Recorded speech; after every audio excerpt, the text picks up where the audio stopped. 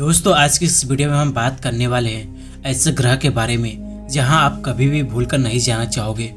तो गाइस चलिए शुरू करते हैं। Mars planet.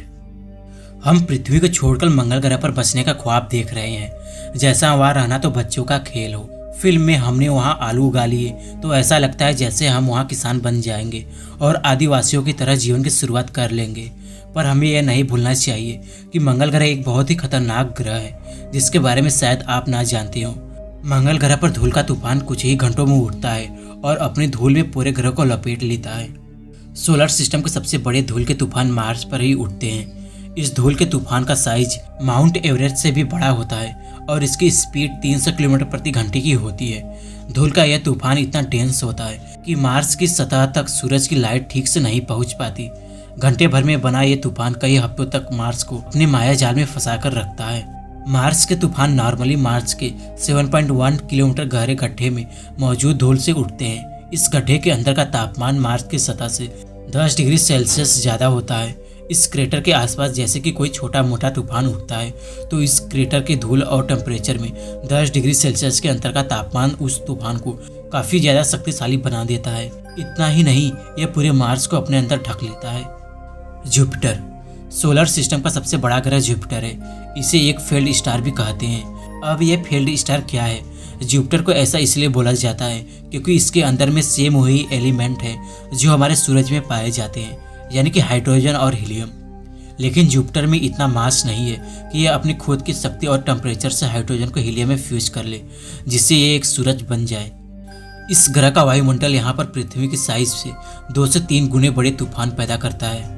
यहाँ पर जो बिजली कड़कती है वह पृथ्वी पर कड़कने वाली बिजली से 100 गुना ज़्यादा चमकदार होती है। जुपिटर के 40,000 किलोमीटर अंदर लिक्विड मेटालिक हाइड्रोजन का एक समुद्र है। धरती पर हाइड्रोजन एक कलरलेस और ट्रांसपेरेंट गैस की तरह होता है, पर जुपिटर हाइड्रोजन की ऐसी तैसी कर देता है। हाइड्रोजन के उस समुद्र में प्रेशर इतना ज़्यादा है कि हाइड्रोजन के एटम लिक्विड मेटल के रूप ले लेते हैं, जिसकी वजह से वहाँ पर इलेक्ट्रिक करंट भारी मात्रा में पैदा होता है। जिस तरह पृथ्वी पर जमीन होती है वहीं गैस जाइंट में कोई स्पेसिफिक जमीन नहीं होती है और जुपिटर का एटमॉस्फेयर इतना डेंस है कि इसके अंदर रेडियो वेव भी पास नहीं कर पाती।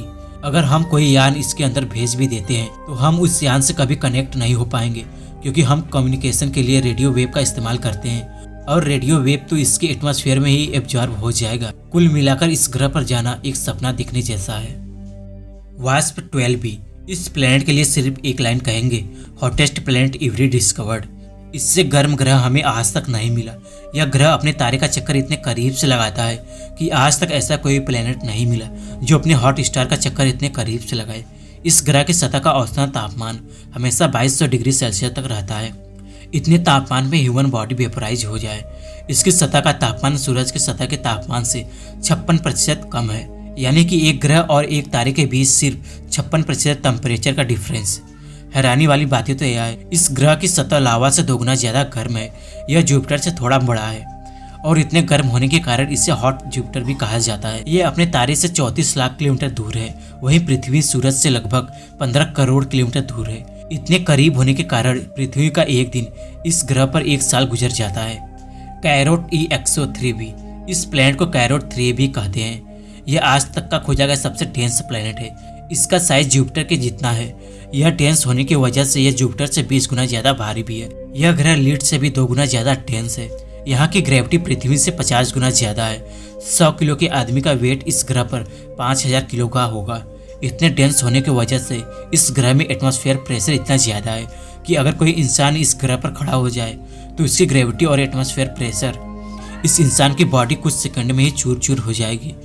यहाँ पर प्रेशर ऐसा होगा मानो एक विशाल साइज का हाथी आपकी छाती पर बैठ गया हो। इन सभी प्लेनेट पर रहना हमारे बस की बात तो नहीं है क्योंकि हम उसके लायक भी नहीं और ना ही वैज्ञानिक कभी उस ग्रह पर रहने की बात करते हैं। लेकिन बात करते हैं तो उस आलू वाले प्लेनेट यानी मार्स की, जिसे सौर मंडल में इंसानों के लायक अब तक का सबसे अच्छा उम्मीदवार माना जाता है। आपको क्या लगता है कि मार्स के भयंकर तूफान हम इंसानों को वहाँ सुकून से रहने देंगे? हमें नीचे कमेंट करके जरूर बताएं।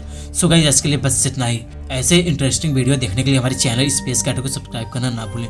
सो गाइस, मैं मिलता हूँ आपसे एक नए वीडियो में नए टॉपिक के साथ। तब तक के लिए bye guys and take care.